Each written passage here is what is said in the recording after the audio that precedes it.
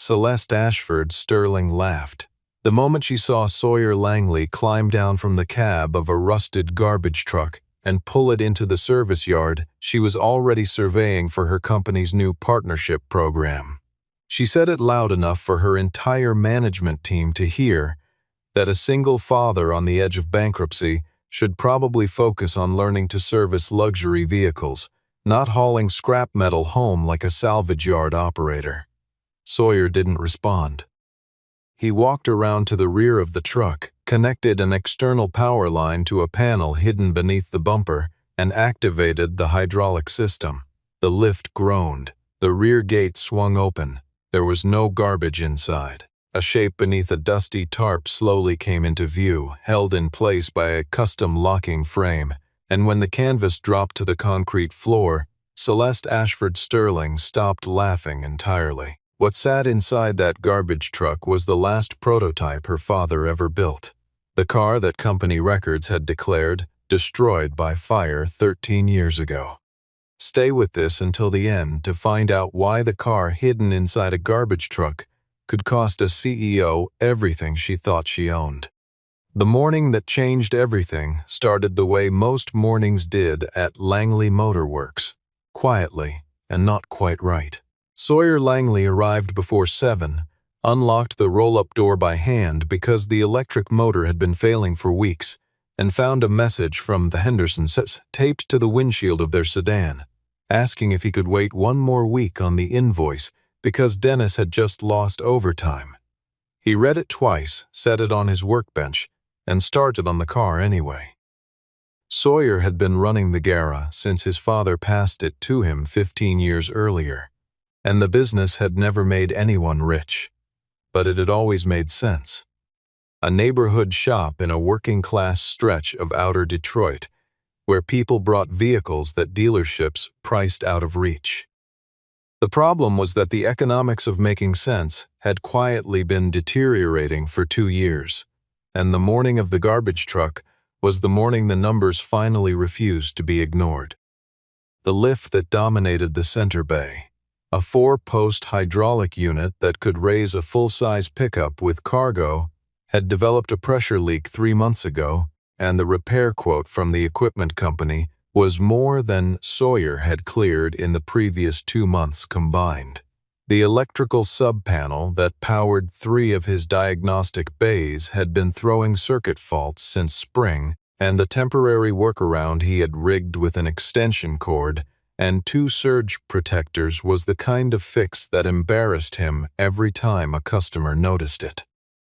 He had lost the service contract with Whitmore Fleet Solutions in February, not because of quality, the regional manager had made clear, but because Whitmore wanted a shop with certified lift capacity and covered alignment bays, neither of which Langley Motor Works currently possessed. Without that contract, the steady flow of commercial vehicles that had subsidized the slower retail weeks was gone. Piper showed up at the shop around 8:30 on a Saturday, her hair still loose from sleep, carrying 2 paper cups of coffee from the gas station 2 blocks over, because she had made it herself at home and decided it was not good enough. She was 10 years old and had already developed strong opinions about coffee quality, which was one of the stranger things Sawyer had accepted about her since her mother left when Piper was 4. She asked him, without looking up from the cup she was doctoring with a sugar packet, whether they were going to have to sell the shop. Sawyer told her they were not. She asked how he knew. He told her he didn't know anything for certain, but that he had a plan, which was mostly true. Lawson Drake, who had been working odd jobs for Sawyer since retiring from a position in automotive manufacturing logistics, had come in the day before with a printed sheet from the county municipal auction site. The city was liquidating a batch of retired public works vehicles, street sweepers, a decommissioned fuel tanker, 2 loader trucks, and 1 rear-loading garbage truck that had been sitting in impound storage since a subsidiary contractor folded 18 months ago. Lawson thought the garbage truck was worth a look. Its hydraulic lift system, the mechanism that compacted and expelled refuse, was rated for a tonnage that, if stripped and adapted, could give Sawyer a workable secondary lift for the center bay. The generator mounted beneath the cargo body was a heavy-duty commercial unit that could replace the failing subpanel. The opening bid was $400 because nobody else wanted it. The registration paperwork listed the previous owner as Meridian Infrastructure Partners, a logistics subsidiary that had been dissolved. A note in the margin of the auction file identified the original registering entity as a fleet division of Ashford Sterling Automotive. Sawyer drove to the municipal yard the next morning, registered his bid number, and won the garbage truck without competition at $420. The lot attendant helped him transfer the keys and handed him a bill of sale that included a standard clause. All personal property and unsecured cargo found within the vehicle at time of transfer would be considered part of the sale. Sawyer signed without reading that line carefully because there was no reason to read it carefully. It was a garbage truck, and he was there for the hydraulic pump. He drove it home on the interstate at 45 miles an hour because the speedometer stopped working above that and the left rear tire pulled slightly. And he spent most of that drive listening to the suspension and noting every sound it made. What it made was a great deal of sound, including a low resonant clunk from the cargo body that repeated on every road irregularity, a sound that did not match the behavior of an empty metal box.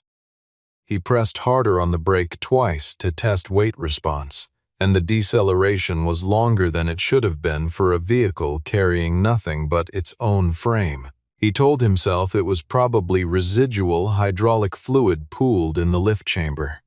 He told himself that again on the exit ramp, and again when he pulled into the lot behind Langley Motor Works and sat in the cab for a moment, listening to the frame settle. The suspension was reinforced with secondary shock mounts that were not standard issue for a municipal refuse vehicle. He could see the modification points when he walked around the rear axle. The locking mechanism on the rear cargo gate was a multi-point industrial seal, not the simple latch used on city fleet equipment. Someone had rebuilt this truck from the inside, and they had not done it to haul garbage. Lawson was already in the yard when Sawyer came back from the inspection walk. He had brought coffee and was studying the frame modifications with the focused expression of a man who had spent 30 years signing off on vehicle transport manifests and knew what purpose-built concealment looked like. He said the reinforced chassis and the non-standard seals were consistent specialty cargo transport, the kind of work Ashford Sterling had occasionally contracted through Meridian when moving prototype equipment between facilities. He said he remembered a protocol from his last years at the manufacturing plant, before he retired, where certain vehicles were cleared through secondary gates without standard inspection, because they carried proprietary test equipment under internal transfer orders. He was about to say something else when Sawyer's phone buzzed with a message from a number he didn't recognize, followed immediately by a call from his business line. The caller introduced herself as the executive assistant to Celeste Ashford Sterling, CEO of Ashford Sterling Automotive, and explained that Ms.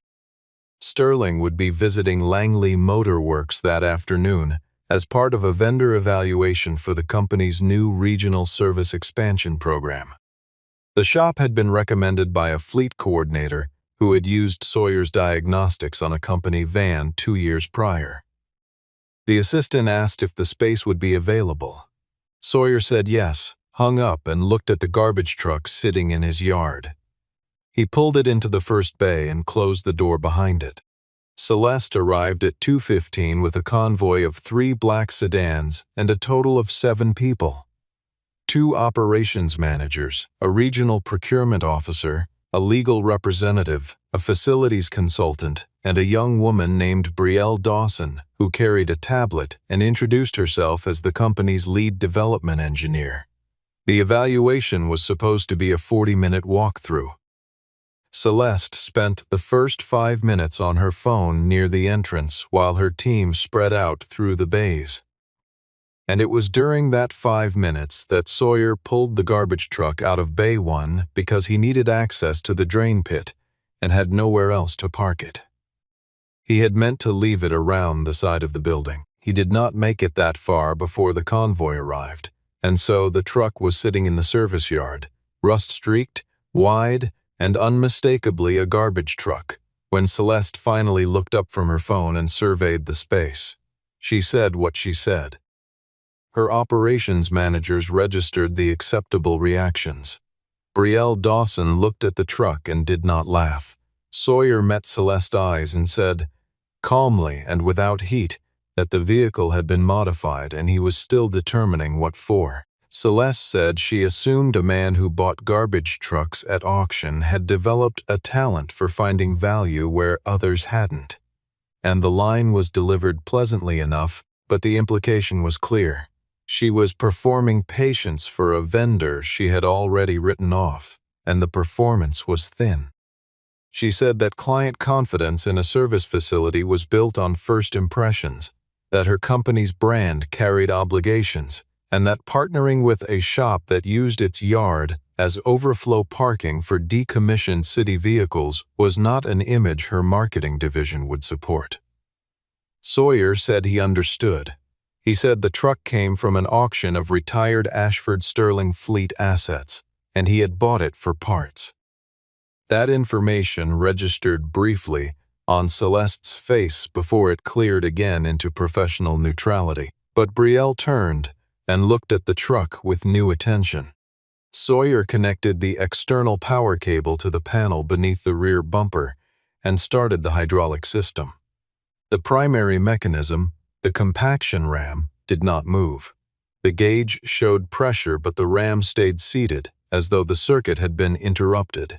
He traced the wiring to a secondary panel inside the cargo bay access housing, one that was not documented on any municipal maintenance record, and found a toggle that had been deliberately switched off.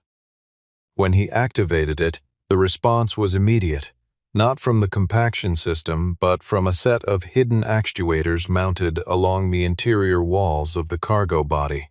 The garbage truck's rear gate did not open the way garbage trucks open. A panel along the inner wall slid horizontally on a track bearing that had been machined to tolerances far beyond anything a city vehicle required. Brielle walked to the edge of the truck's shadow and looked at the exposed actuator mount with an expression that had moved entirely past polite interest. She said the tolerance spec on that bearing was aerospace grade. The interior of what everyone had believed was a cargo bay was revealed to be a sealed transport chamber, lined with impact-dampening foam on 3 walls, temperature regulated through a passive exchange system, and absolutely clean inside, as though the air had been sealed for years. On a pair of custom aluminum rails that ran the full length of the chamber, held in place by a locking frame with 4 independent points, sat an automobile.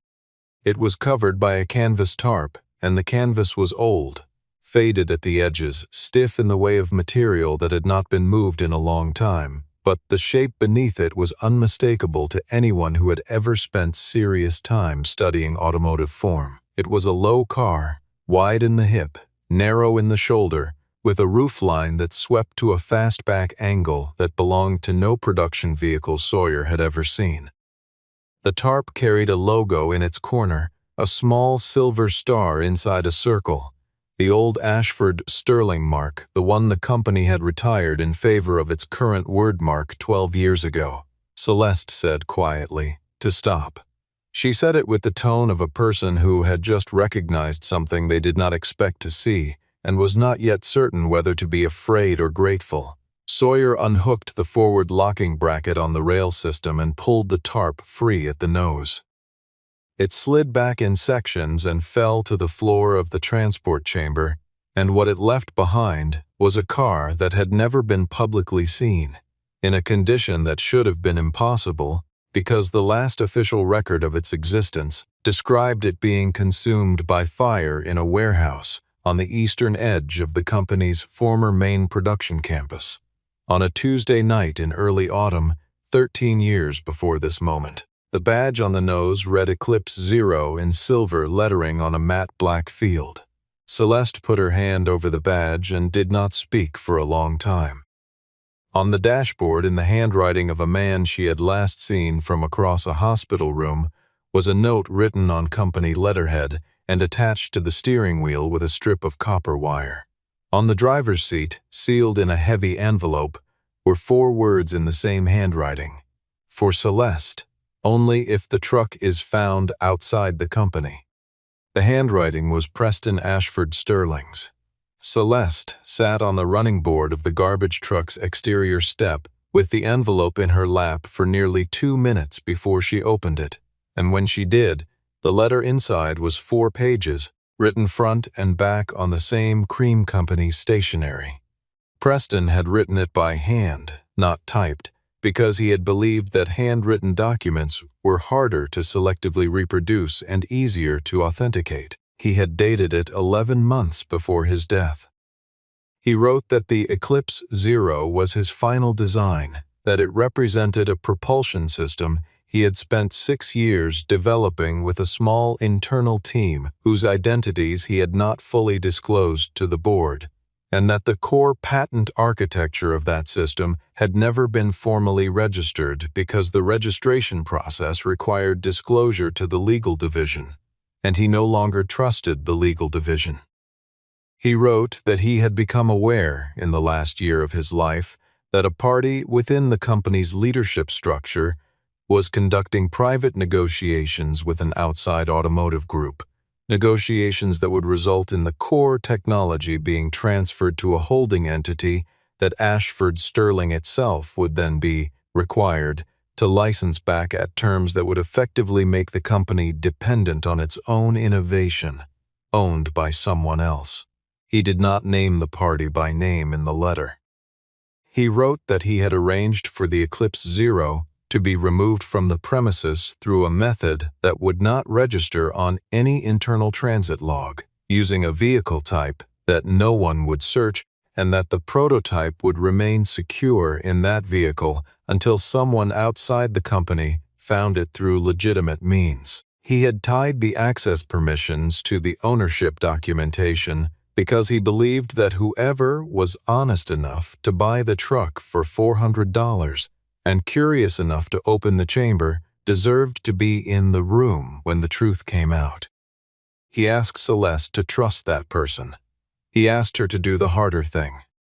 Garrett Blackwood called Celeste's phone 17 minutes after the tarp came off the car, which meant someone from the team had already made a call, and the speed of Blackwood's response was its own kind of information. He introduced himself to Sawyer by title, Chief Legal Counsel, Ashford Sterling Automotive, and told him, in the measured voice of a man accustomed to delivering legal positions to people who were not lawyers and who would not be helped by understanding them too clearly, that the prototype vehicle was proprietary intellectual property belonging to the corporation, that its presence in a vehicle purchased at municipal auction did not confer ownership of the vehicle's undisclosed contents, and that the appropriate course of action was for Sawyer to surrender the space, step back, and allow the company's recovery team to take charge. Delaney Brooks, who Sawyer had reached by phone in the 45 minutes between opening the chamber and Garrett's arrival, drove up in a 15-year-old Volvo and introduced herself as a property rights attorney. She had reviewed the auction documentation during the drive, and she pointed out, without raising her voice, that Ashford Sterling Automotive had submitted a formal insurance claim 13 years ago, asserting that the Eclipse 0 prototype had been destroyed by fire, that the claim had been settled and the vehicle had been declared a total loss and stricken from the company's asset registry, that the company no longer had any registered interest in a vehicle it had officially declared non-existent, and that the bill of sale Sawyer had signed conveyed all unsecured cargo found within the vehicle at time of transfer. Garrett said that was an overly literal reading. Delaney said she was generally paid to read literally. Sawyer said he had no intention of selling, moving, or surrendering anything until the legal question was resolved by a court, and that until then, no one was removing any property from his lot without a signed order. Vaughn Holloway Sterling called Celeste's phone while this exchange was still ongoing, and the conversation was short. He wanted her back at headquarters. He said Sawyer was exploiting her grief about her father, and he used the word emotional in a way that was technically neutral and operationally condescending. Celeste told him she would be in touch and ended the call. Brielle had been working during all of this. She had borrowed a portable diagnostic reader from Sawyer's tool cart and found a data module embedded behind the center console of the Eclipse Zero, not connected to the vehicle's primary bus, but attached to a secondary circuit that drew power from its own battery reserve, a reserve that was still holding charge after 13 years because the isolation of the transport chamber had kept it in a temperature range that prevented cell degradation. The module was a standard removable drive encased in a machined aluminum housing, and it had a biometric lock on the release. A fingerprint reader recessed into the housing's base. But beneath the fingerprint reader was a secondary authorization slot that accepted a physical ownership key, and the ownership key was documented in the auction paperwork as one of 3 keys transferred with the vehicle's title. The drive required 2 things to open: Celeste's fingerprint, because Preston had registered her as primary heir of the prototype's operational access, and Sawyer's ownership key, because Preston had built the lock to require someone who held legal title from outside the company. Neither one alone was enough. Sawyer handed the key to Celeste without being asked. She looked at him in a way that was not entirely comfortable, and then she looked at the key, and then she pressed her thumb to the reader and inserted the key in the slot. The module clicked open. The drive inside contained a folder structure that had last been modified 11 months before Preston Sterling's death, and inside the primary folder was a video file dated to the same week as the letter. The video played on Brielle's tablet because the Eclipse Zero's cabin screens were still locked. Preston Sterling appeared in it, sitting at a desk in a room that none of them recognized. Not his office at the company campus, not his home study, a neutral space he had clearly chosen for that reason. He was thinner than the photographs on the company's history wall, but his voice was steady.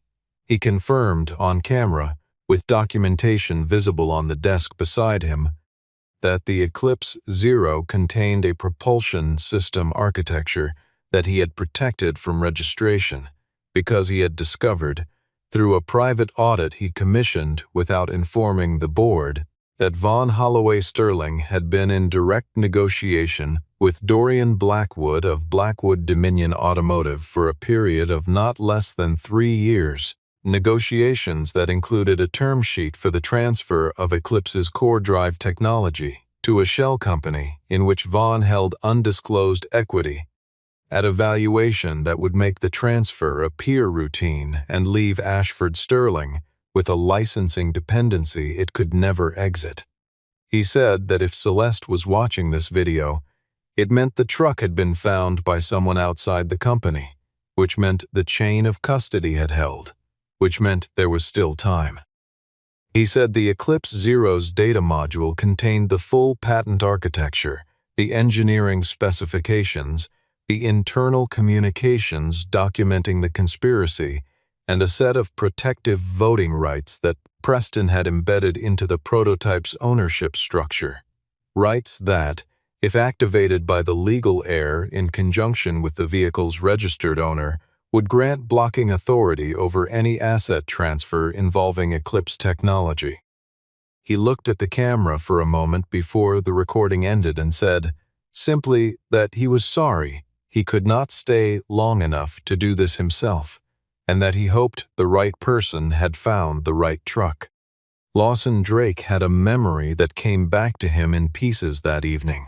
He had worked as a logistics manager at Ashford Sterling's main manufacturing facility for the last 6 years of his career, and in the autumn of what he now calculated as 13 years ago, he had been working a late shift when a maintenance supervisor came to him with a transfer order for a city waste contractor's vehicle that had been cleared to collect from the secondary loading dock rather than the primary yard. It had not been an unusual request on the surface. The company occasionally had contracted pickups come through the secondary dock for reasons that were never fully explained to the logistics team. But Lawson had noticed that the transfer order was signed by Preston Sterling directly, not by anyone in operations, which was irregular. He had let it pass because it was Preston Sterling's signature and no one in logistics questioned those. Now, standing in Sawyer's Bay with a cup of cold coffee, he said he thought he knew what had gone out on that truck. Sawyer climbed back inside the transport chamber and examined the floor.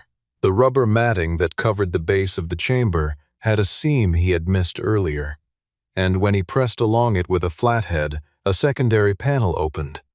A shallow compartment below the floor level of the main chamber, lined in document-safe material.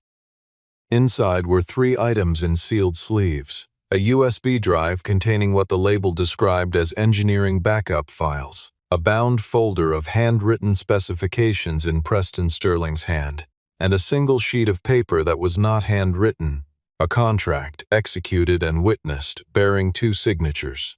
One was Preston Sterling's, the other was Vaughn Holloway Sterling's. The document was an agreement, predating the warehouse fire by 4 months, in which Vaughn committed to ensuring the Eclipse Zero's development files would be made accessible, without board knowledge, to a purchasing entity identified in an attached schedule. The attached schedule named Blackwood Dominion as the purchasing entity and set a valuation for the technology transfer that was less than 8% of what an independent assessment would have assigned to a propulsion system of Eclipse's specifications. Celeste read the contract twice and did not say anything for a long time. Then she said she had signed a facilities agreement with a Blackwood Dominion subsidiary 14 months ago. She had signed it because Garrett had presented it as routine infrastructure cost sharing, and she had trusted that characterization because Garrett had been her father's counsel before he became hers, and she had carried a residual faith in that continuity that she now understood was exactly what had been exploited.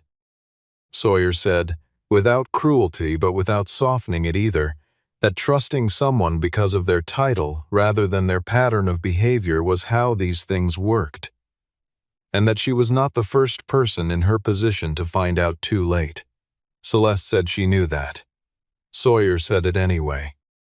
Brielle confirmed, by cross-referencing the patent filings she could access through her company credentials, that no complete registration had ever been made for Eclipse Zero's primary drive architecture, that partial filings existed under shell company names she now recognized as consistent with the structure Preston had described, and that the patents in those filings were owned by an entity that had quietly been acquired by Blackwood Dominion in the previous fiscal year. If the Eclipse prototype could be demonstrated to run, if the system was functional and verifiable, the original architecture documentation Preston had preserved would establish prior art that would invalidate Blackwood's incomplete filings and restore the technology's legal home to the founding inventor's estate and, by extension, to the company he had built. If the prototype could not run, or if the data was lost before authentication, Vaughn's team would characterize every document as theory, every recording as manipulation, and the board vote scheduled for the following morning. A vote to ratify the Blackwood licensing agreement would proceed without obstruction.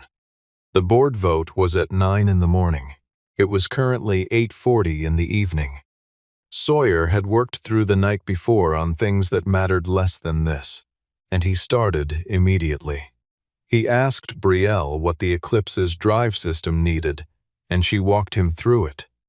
The propulsion controller was intact but locked behind a firmware key that had been overwritten, and she thought the overwrite had been intentional, not degradation.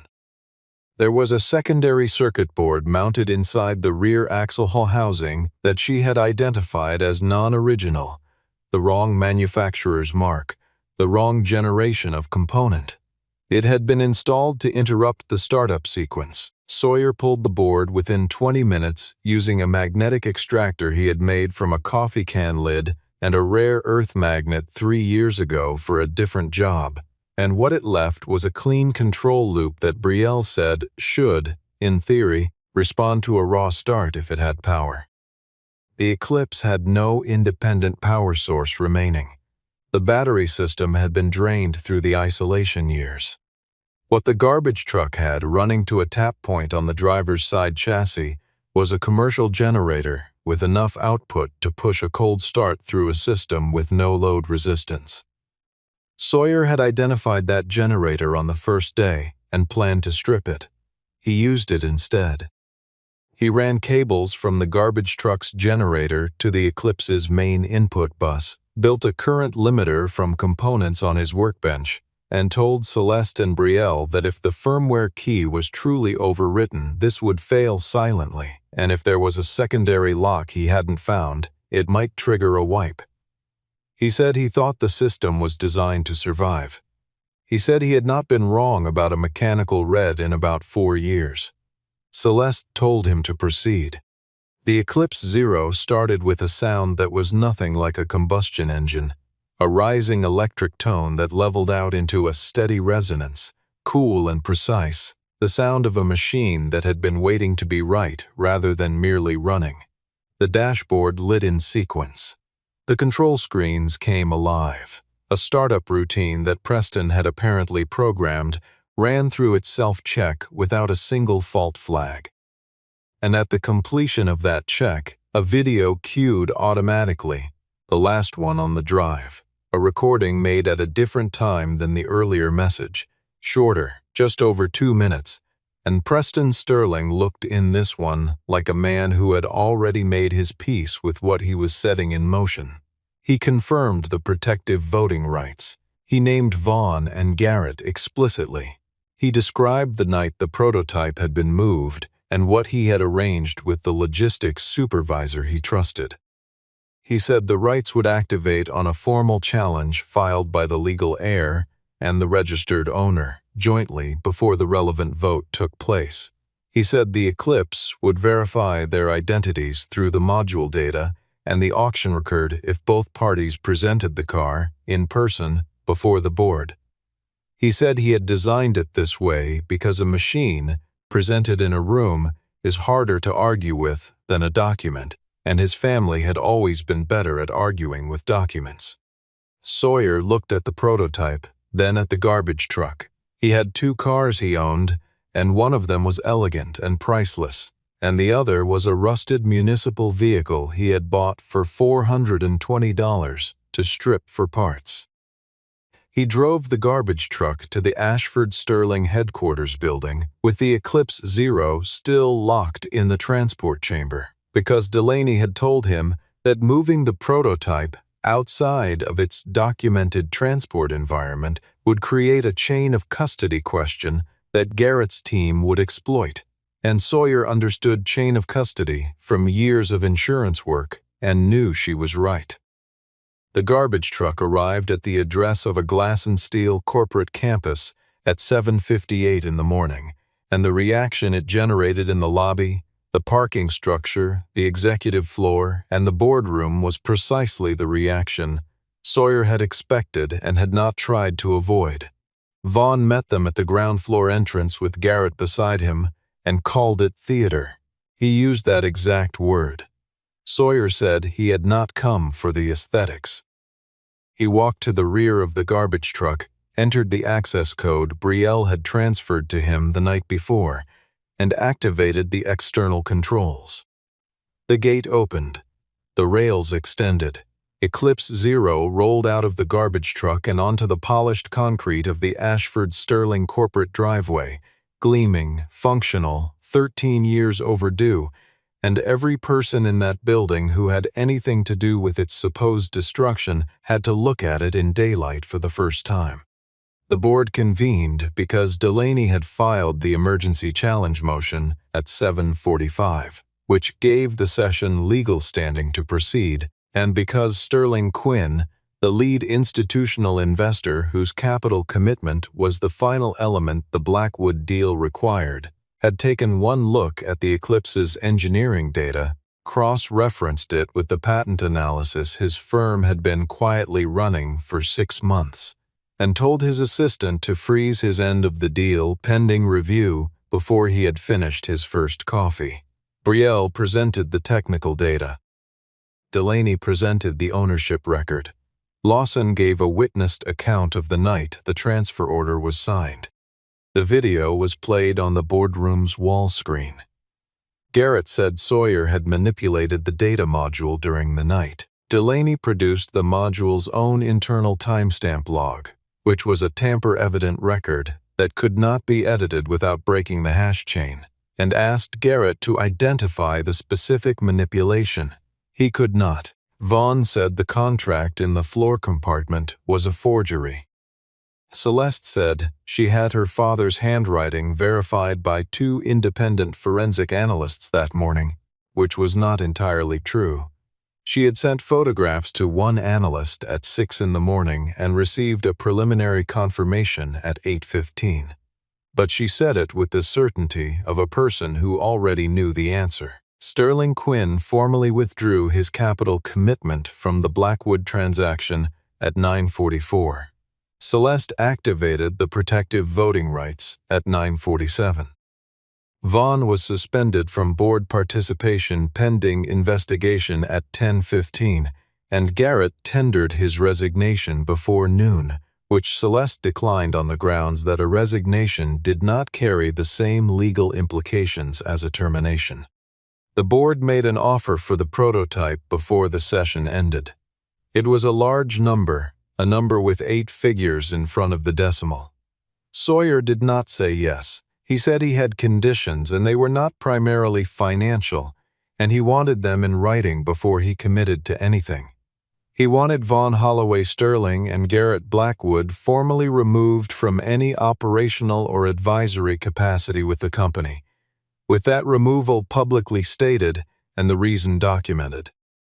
He wanted the true origin of the Eclipse Zero, including the circumstances of its removal from the facility and the deliberate deception around the warehouse fire, to be disclosed through official channels rather than managed quietly. He wanted the engineering team Preston had worked with, most of whom had left the company or been sidelined in the years since his death, to be formally credited in the prototype's documentation, and, where those individuals or their families wanted it, publicly acknowledged. He wanted the old main manufacturing facility kept operational for a period of not less than 10 years under a workforce agreement that protected the existing jobs because he had checked the property records and knew Vaughn had been lobbying to convert the campus to real estate. He wanted a fund established for mechanical trade apprenticeships in the region because he had watched 3 good young mechanics leave for higher-paying fields in the last 2 years, because there was no path to development for them in shops like his. And he wanted the protective voting rights held by an independent oversight board rather than reabsorbed into the company's equity structure, because the whole point of what Preston Sterling had built into the prototype was that concentrated power without external check was the thing that had created the problem in the first place. Celeste read the conditions twice, asked 2 clarifying questions about the workforce agreement, and agreed to all of them.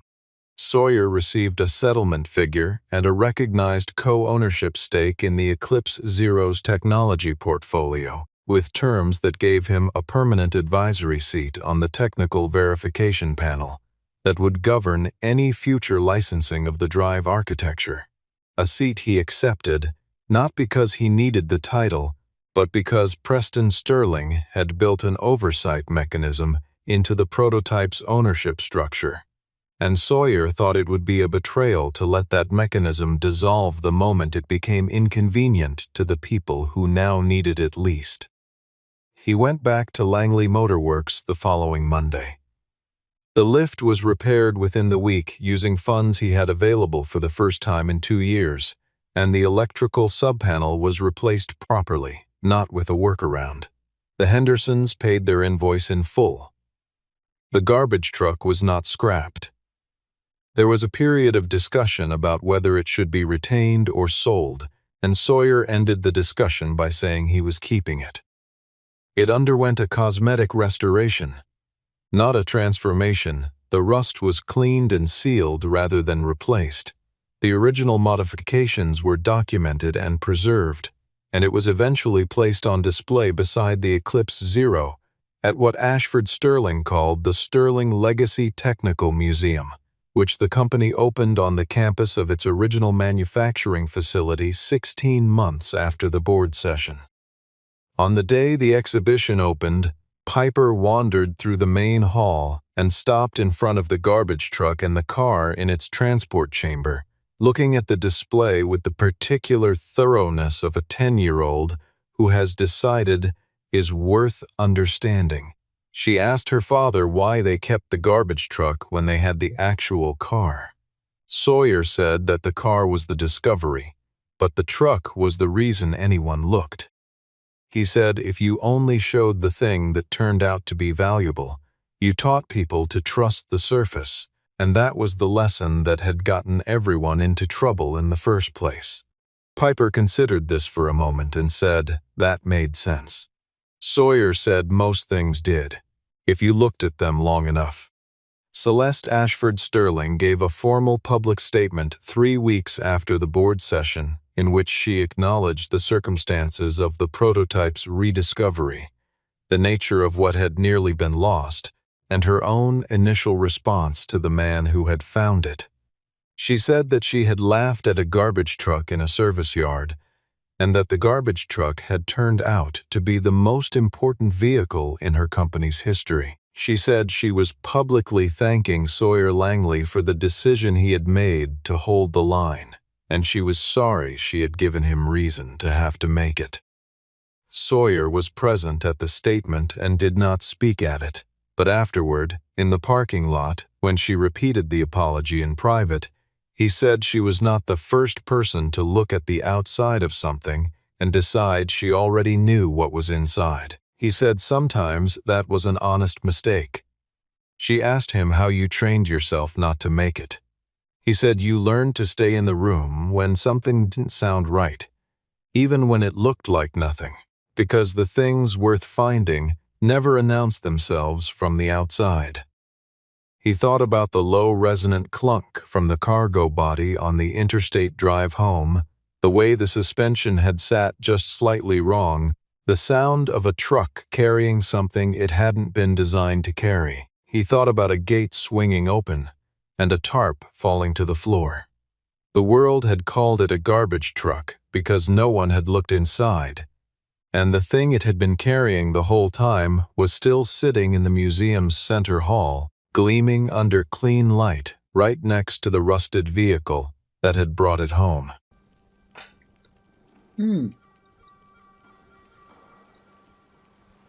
What's up, Nano? How you doing? I haven't seen anything about Wukong in a while. I literally was just thinking about it. I was like, that's a fun game, dude. I need to play it again. How's your day going, Nano? Where are you from?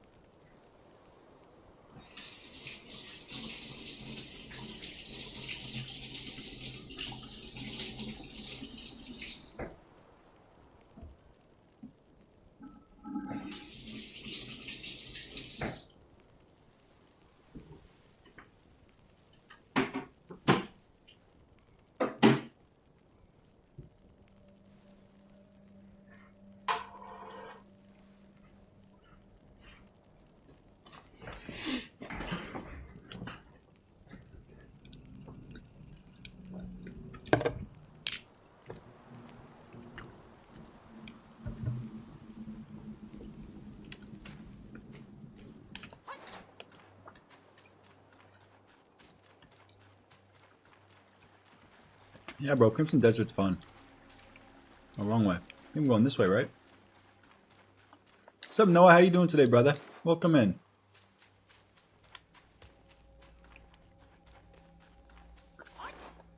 How you doing, my